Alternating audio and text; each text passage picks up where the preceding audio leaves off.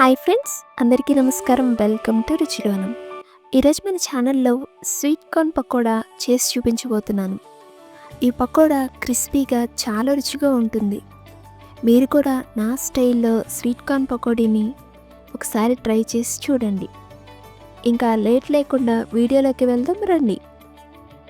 ముందుగా sweet corn pakoda చేయడానికి 2 sweet corn తీసుకుని ఇలా ముక్కలుగా తుంచి వాటిని ఒలిచే పని లేకుండా ఈజీగా ఇలా చాకుతో కట్ చేసుకుంటే సింపుల్గా అయిపోతుంది.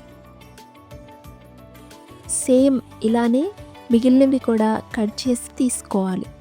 ఇప్పుడు ఈ స్వీట్ కార్న్ గింజల్లో రుచికి సరిపడినంత సాల్ట్, 1/2 టీ స్పూన్ వాము, 1 టీ స్పూన్ కారం, సన్నగా కట్ చేసిన ఒక చిన్న ఉల్లిపాయ, సన్నగా కట్ చేసిన 4 పచ్చిమిర్చి, కొద్దిగా కొత్తిమీర, 1 టీ స్పూన్ అల్లం తరుగు వేసి అవన్నీ బాగా కలిసేలా ప్రెషర్ ఇస్తూ ఇలా కలుపుకోవాలి.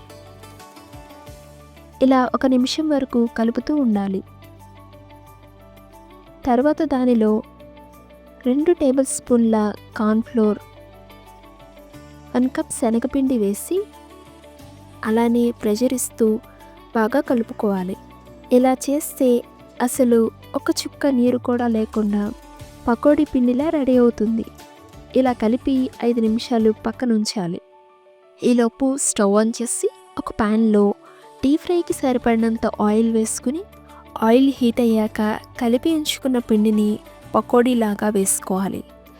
ఇలా ఆయిల్కి సరిపడినన్ని వేసుకుని ఫ్లేమ్ని మీడియంలో ఉంచి ఫ్రై చేసుకోవాలి.